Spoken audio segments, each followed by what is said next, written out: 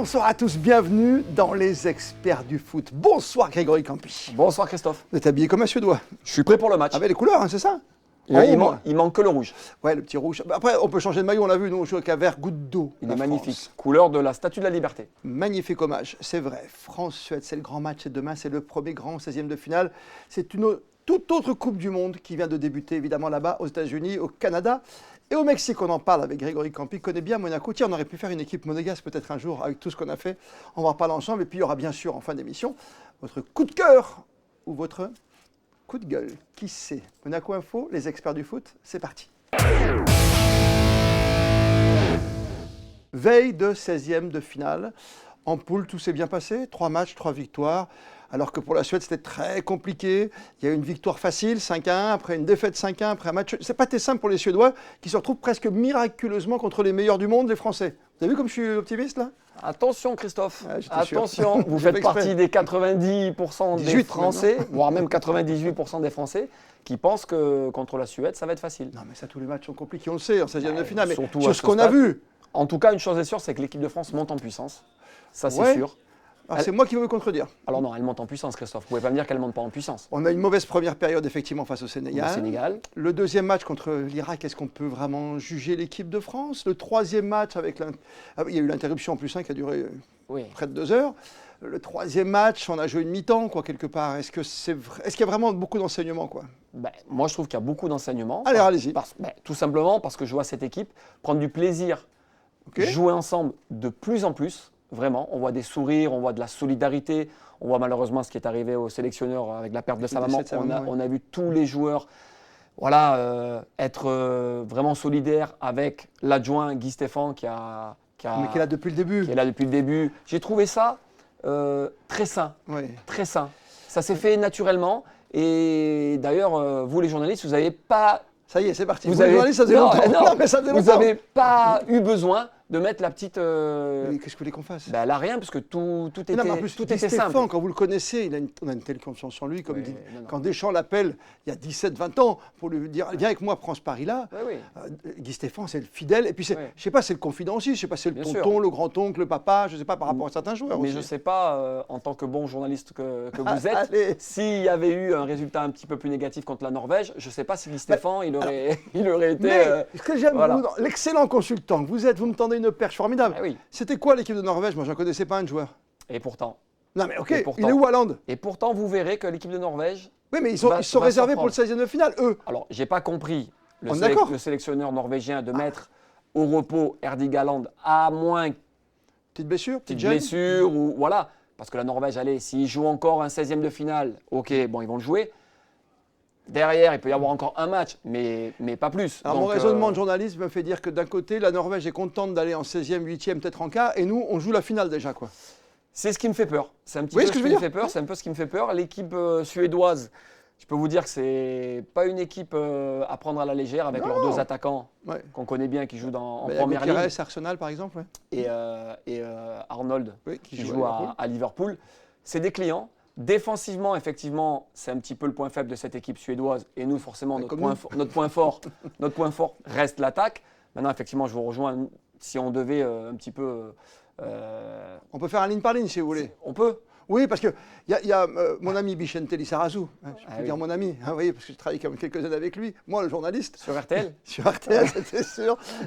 Vicente Lizarazu disait un truc très juste l'autre jour dans sa chronique de l'équipe. Il disait, il y a un déséquilibre qui peut être profitable comme il peut être négligeable. Alors si on prend le gardien, il va beaucoup mieux par rapport au premier match. Alors le gardien, Christophe, il y a 15 jours, j'ai eu une discussion avec vous. Oui. Vous vous demandiez si c'était le bon gardien de l'équipe de France. Non, voilà. je n'ai pas dit ça. Je pense qu'il a remis l'église au milieu du village. Ouais, mais est-ce qu'il est vraiment en forme olympique ou mondiale? Vous voyez ce que je veux dire? Il a démontré contre on savait qu'il était bon pénalty, il a arrêté son pénalty, ok. Il a même, outre le pénalty, il a fait un très bon match, très sérieux. Et j'ai trouvé son comportement très bon. Non, mais je dis ça quand il arrête le pénalty, hop, il est là, il veut vous dire à vous tous, là, les journalistes, je suis là. Non, mais c'est peut-être le décalage horaire, mais comme j'étais à New York voir le premier match contre le Sénégal, je vous rappelle quand même, je l'ai vu de mes yeux vus, j'étais pas loin du gardien de position sur le stade, et je trouvais un peu fébrile, quoi, c'est tout. Oui, bon, il a... Le premier match, attention. Il a réglé la mire. Défensivement, je trouve que défensivement, les 2 centraux, ça passe. Ouais. À droite, Upamecano Saliba, vous dites? Oui, pour moi, Upamecano Saliba. À droite, je pense que le petit Koundé, même s'il n'apporte pas ce qu'il devait apporter un petit peu plus offensivement, mais défensivement, il est là. Par contre, à gauche, ça c'est la question. Là, j'ai un souci. Vous allez mettre Lucas Digne. Digne, oui. Oui, parce qu'Hernandez, vous n'avez pas la confiance. Je pense que Digne a cette patte gauche que Hernandez n'a pas. Maintenant, Hernandez est un petit peu plus agressif, mais Digne va t'apporter beaucoup plus sur le côté offensivement. Vous voulez dire qu'il y a une petite garantie, quoi, avec Digne? Je pense qu'il va faire son métier, pas plus que ça. Je pense que le sélectionneur va partir avec Lucas Digne. Milieu de terrain? Au milieu de terrain, Rabiot, Tchouaméni. Oui. Même si je suis étonné que N'Golo Kanté n'est pas encore fait de minutes. Bon, il était blessé blessé. Ça va être le Rami bien grand mot. Le Rami d'il y a 8 ans. Je pense pas. Je pense que le sélectionneur, par rapport au respect que doit Après, avoir. Ils ont un pacte peut-être tous les deux. Maintenant, le haut niveau, c'est le haut niveau. S'il ne doit pas faire une minute, il ne fera pas une minute. Donc, je suis quand même étonné. Rabiot, Tchouaméni. Alors, question tactique quand même, puisqu'on y arrive, parce que vous allez me parler du quatuor offensif. Est-ce qu'à un moment, on va jouer à l'ancienne avec Deschamps, c'est-à-dire avec 3 milieux de terrain? Est-ce que ça peut arriver contre la Suède? Ça serait une erreur. Non, mais je vous pose la question, vous tacticien, c'est vous l'entraîneur. Moi, ça serait une erreur. Moi, je pense que ce 4-2-3-1 est très bon par rapport aux caractéristiques des joueurs qu'on a. Olysée a trouvé la vitesse de croisière. Vous avez vu, un peu moins bon là. En étant derrière Mbappé.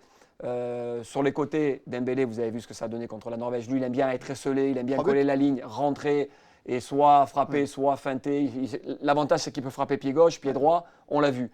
Et de l'autre côté, que ce soit Barcola, Doué, voilà, tu peux démarrer avec Barcola ou Doué sur un côté. Dembélé, tu peux l'enlever maintenant. Exactement. Mbappé, c'est le capitaine et il l'a prouvé. Il te reste donc Olysée qui peut jouer là et qui peut se balader un peu à droite, à gauche, il peut faire ce qu'il veut. Donc tu n'as pas trop d'autres solutions. Mais le déséquilibre, il est là. Si tu as une équipe en face, est-ce que tu restes avec 2 milieux? Est-ce que tu ne mets pas un 3e milieu? Ils n'ont pas le profil, les 4 devant, pour faire le travail au milieu. Et je pense que la grosse faiblesse de l'équipe de France, c'est qu'à un moment donné, ils se voient un petit peu trop gros. C'est-à-dire que les 2-3 devant ne font plus les efforts défensifs et qu'à un moment donné, on peut se faire avoir. Si ils gardent cet état d'esprit de vouloir tous défendre ensemble, en tout cas, j'exclus Mbappé parce que Mbappé, il défend un petit peu moins que les autres. Mais il est là quand même. Mais il est là quand même. On va dire, on va pas l'accabler.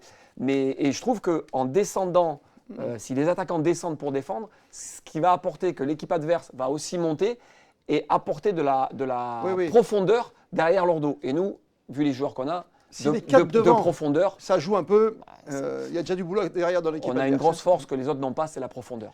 Pour terminer sur l'équipe de France, Greg Campi, moi le journaliste, parce qu'on chambre souvent, on est un peu en fait de saison, c'est vrai, mais on chambre souvent sur notre rôle. Est-ce qu'on n'a pas fait du bien quelque part à Dembélé? Parce que lui pense qu'on lui fait du mal quelque part. Parce que ces signes, c'est un peu comme l'époque Nasri qui faisait signe, chute, vous m'avez trop critiqué. Là, c'est pareil, on dit bon, Dembélé, est-ce que c'est vraiment intéressant de faire jouer? Est-ce qu'on peut se passer d'un ballon d'or?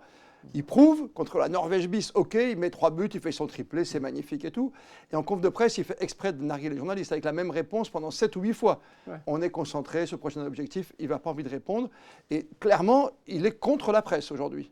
Il est obligé d'être contre la presse. Vous êtes obligé, vous, en tant que joueur, d'être contre la presse? Vous ne pouvez pas dire merci les gars, vous m'avez motivé? En fait, quand vous êtes ballon d'or, que vous faites gagner à vous tout seul votre équipe, c'est-à-dire le Paris Saint-Germain, et qu'effectivement, tu n'as pas encore performé en équipe de France, et que le moindre truc négatif en équipe de France, tu te fais tailler, c'est normal qu'à un moment donné, lui, il se mette en sécurité et qu'il n'ait plus envie de parler avec vous, les journalistes. Après, comme c'est l'homme du match, il est obligé de passer en conférence de presse. Il est obligé de passer en conférence de presse. Je pense que s'il avait pu éviter, il l'aurait fait. Mais de toute façon, c'est que le terrain qui va parler. Et là, contre la Norvège, le terrain a parlé. C'est un ballon d'or, il faut le respecter. Et je trouve que les journalistes, sur le début de la Coupe du Monde… Je ne pense pas qu'on a vraiment complètement, entre guillemets, taillé ce joueur. On a juste dit, dans ce schéma où on met Mbappé en pointe, Dembélé, il faut qu'il trouve sa place par rapport à un Doué, Barcola qui mange la craie sur les côtés. Après, vous êtes obligé de dire des choses. Il n'y a pas grand-chose à dire en plus. Mais en fait, il n'y a pas grand-chose à dire. Cette équipe de France, pour moi, aujourd'hui, elle est imbattable. C'est pour ça qu'on a parlé de Maignan en début. Voilà. Donc, le moindre grain de sable qui va arriver dans cette équipe de France, les journalistes vont leur taper dessus. Pas de problème. Mais il faut aussi respecter que les joueurs, à un moment donné, n'ont plus envie de vous parler et peuvent se dire, non, mais oui, au même titre qu'Aimé Jacquet en 98, comme ça, par rapport à l'équipe, on avait très peur, on s'en souvient en 98, d'avoir une équipe trop défensive et qu'elle n'allait pas nous faire rêver, mais qu'elle a gagné la Coupe du Monde. Aujourd'hui, l'équipe de France, pour moi, est imbattable. Et intouchable, ça veut dire qu'on peut quand même la critiquer légèrement. Mais vous pouvez, mais sur un match de 90 minutes, forcément, il va y avoir des temps de jeu, des phases de jeu où on ne va pas être performant. C'est normal. Je ne vais pas vous dire qu'Olysée était bon le 3e match, oui. Par exemple. Mais c'est pas grave. Mais il avait été tellement bon les 2 premiers. Voilà. C'est au même titre qu'un journaliste n'est pas toujours bon sur ses articles, un footballeur, c'est pareil. Le problème, c'est que l'équipe de France a tellement élevé son niveau que maintenant, on attend que Mbappé il marque 2 buts, que Dembélé en mette 3, que le petit Cherki il rentre, il fasse 3 petits ponts et 2 passes décisives. Ce sera mieux que de marcher, oui. Voilà. Maintenant, je pense que le problème de l'équipe de France, éventuellement, on ne devait pas être champion du monde, c'est pour moi. On ne peut jamais savoir. C'est le fait de se la couler douce et se dire voilà, de toute manière, il y a Mbappé, il y a Dembélé, il y a Barcola, il y a un tel. Et là, il n'y a plus les efforts défensifs. Et là, c'est pas pareil. Parce que les Suédois, pour le coup, ils vont arriver avec leur état d'esprit de Viking. Ils vont ramer comme les Norvégiens. Attention, les Norvégiens, c'était un match où ils étaient déjà qualifiés. Et je me demande si cette 2e place, ils la voulaient pas. C'est pour ça. Je pense qu'ils voulaient cette 2e place pour les raisons qui leur appartiennent. Ils voulaient voir du pays aussi. Et on n'a pas vu la vraie équipe de Norvège. Ça, c'est clair. Par contre, vous allez voir la vraie équipe de Suède. Alors, à fond. Je pense que ça va le faire. Mais ça ne va pas être facile. Ils ont peur de rien. Même leur mentor, Zlatan Ibrahimovic, a dit nous, contre la France, ça n'existe pas. Il n'y a rien à perdre. Il n'y a rien à perdre. Et très bon sélectionneur. Très très bon sélectionneur de l'autre côté, Potter, qui n'est pas magicien, mais qui peut faire de belles choses. Qui n'est pas magicien, mais qui a une expérience très importante dans le football international et à ne pas prendre à la légère. C'est un grand dossier. Je voulais juste conclure par quelque chose parce qu'on m'a mis ça à l'esprit. Mais ne pas arriver en finale serait presque une défaite pour l'équipe de France. On ne serait pas déçus parce que maintenant c'est élimination directe. Mais quand on pense à Deschamps qui vient de perdre sa maman, quand on voit Deschamps, Guy Stéphane et des joueurs qui pourraient se la couler douce comme vous dites, Deschamps il va laisser les clés de la maison à quelqu'un qui l'aime plus ou moins, qui s'appelle Zinedine Zidane. C'est un peu amour, vous voyez ce que je veux dire? Après, c'est pas un cadeau. Et justement, s'il laisse à Zizou l'équipe avec une nouvelle étoile, je pense que dans sa tête, il y pense. C'est pas un cadeau, mais en même temps, vous avez vu un petit peu la génération de l'équipe de France, mais c'est incroyable.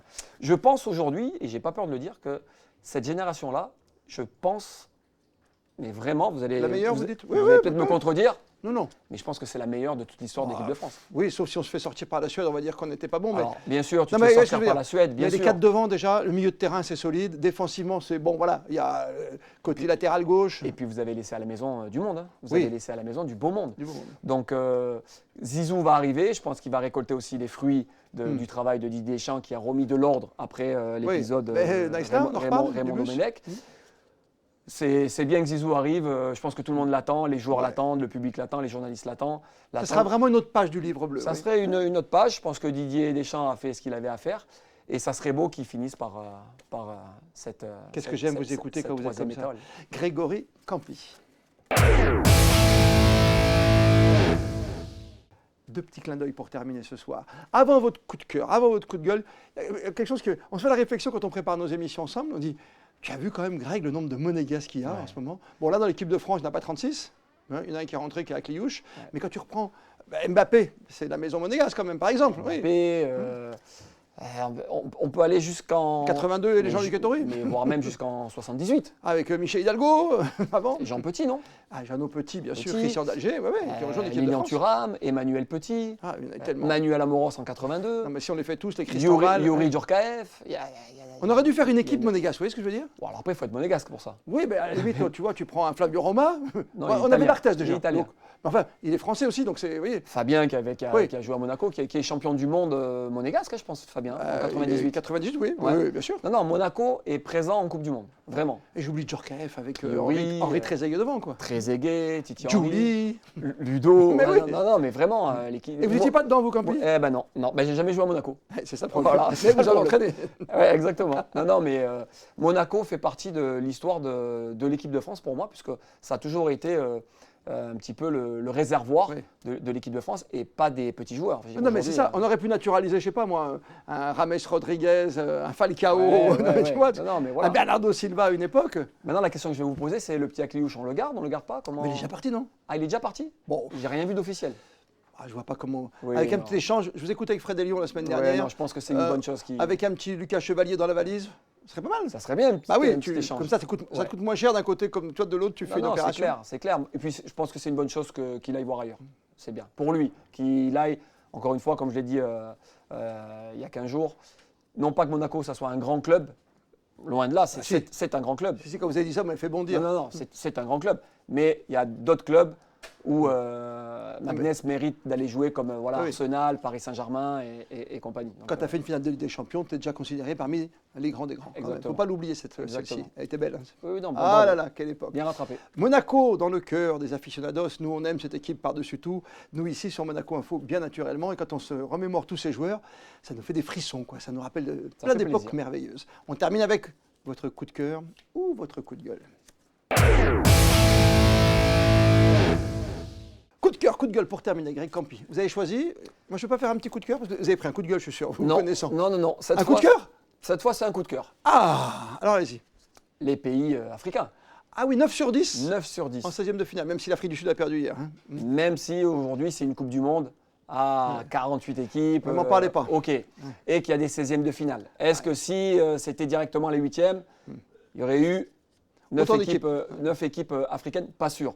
Mais aujourd'hui, force est de constater qu'il y a 9 équipes sur 10 du continent africain. C'est fou, hein? C'est incroyable. Ouais.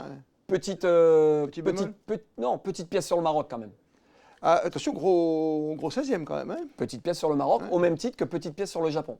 Japon-Brésil? Ouais. Bon, magnifique. Pour moi, le Japon, Olivier et Tom vont surprendre les Brésiliens. Ouais. Non? Moi, je pense que il a re-signé Ancelotti comme sélectionneur, je crois. Je pense qu'il est en train de se dire qu'il a peut-être fait une bêtise d'aller au Brésil. Parce que pour le coup, les Français ont augmenté leur niveau en termes de génération. Et là, pour le coup, les Brésiliens, on n'est plus avec les Ronaldo, les Kaka, les Ronaldinho et compagnie. Donc, mais j'aime bien votre coup de cœur, 9 sur 10. Voilà. Après, moi, je voulais terminer par mon coup de cœur, ça ne vous ennuie pas, mais il faut faire comme moi.